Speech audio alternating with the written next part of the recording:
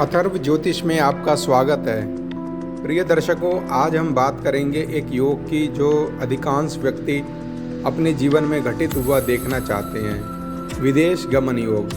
चाहे वो विदेश में जाकर रोजगार पाने की हो या एक बार विदेश भ्रमण की या फॉरेन में जाकर बिजनेस सेटल होने की। इसी विषय बारे में हम बात करेंगे, कौन से वो इम्पोर्टेंट योग या राशि होनी चाहिए जिस कारण आप बाहर जा सकते हैं।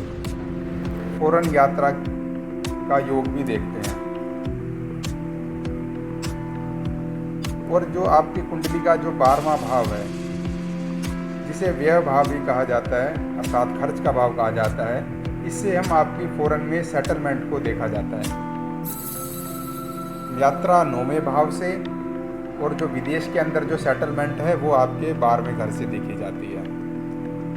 काफ़ी लोगों के प्रश्न होते हैं, मैं विदेश में ही सेटल हो पाऊंगा या नहीं। ऐसी स्थिति में हम कुंडली के चौथे खाने, चतुर्थ भाव को और 12वें घर को हम देखते हैं। फोर्थ भाव हमारी नेटिव लैंड कहा जाता है, अर्थात आपकी मातृभूमि। अगर यदि आपकी जन्म कुंडली के चौथे खाने में कोई क्रूर ग्रह जैसे कि केतु, शनि, राहु इत्यादि अगर बैठ जाएं, तो इसका मतलब है ये अपनी दशा में आपको जरूर विदेश लेकर जाएंगे। इसके अलावा आपकी कुंडली में यदि चौथे घर का और 12वें घर का अगर कोई संबंध बन जाए, कहने का मतलब है जैसे कि इस कुंडली में इसके चौथे घर में तुला राशि है, तुला राशि का मालिक है शुक्र।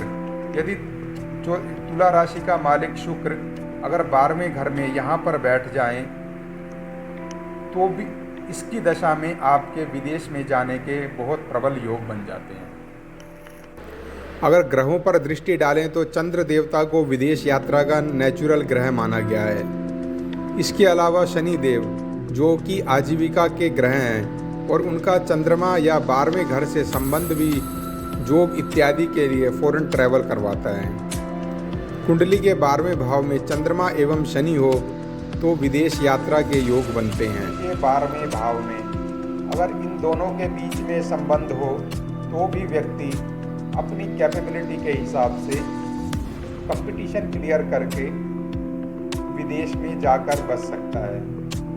कहने का मतलब है जैसे कि आजकल सॉफ्टवेयर इंजीनियर हैं या कोई कंटेंट राइटर हैं, तो ये इन सभी के अंदर जो अपनी स्किल के बेस पर ये यहाँ पर जाकर फॉरेन में सेटल होते हैं। में 10वां भाव जिसे कि कर्म भाव, और आप यही आपका जो कार्य क्षेत्र है दशमेश, इसका मालिक अगर 12 भाव में जाकर बैठ जाएं और 12 भाव का स्वामी 10वें स्थान में कर्म स्थान में बैठ जाएं, तो भी आपकी जीविका है, जो आपका कार्य क्षेत्र है, वो विदेश बन सकता है। कहने का मतलब है कि अगर 12 भाव और 10वें भाव में संबंध हो जाएं तो व्यक्ति विदेश में अपना खुद का बिजनेस सेटल कर सकता है। यदि 9वां अर्थात भाग्य का स्वामी 12वें भाव में है और 12वें भाव का स्वामी भाग्य स्थान में बैठा है, तो जातक के विदेश यात्रा के योग बनते हैं। आपने भी नोटिस किया होगा, काफ़ी लोग यहाँ पर इतना सफल नहीं होते, परंतु विदेश जाकर धन उपार्जन कर सुखमय जीवन व्यतीत करते हैं। कुंडली में 5वां स्थान को विद्या एवं ज्ञान का घर माना जाता है। यदि इसका संबंध 12वें और शनि से हो, तब भी आप विद्या ग्रहण के लिए विदेश में जाने के योग बनते हुए देखते हैं।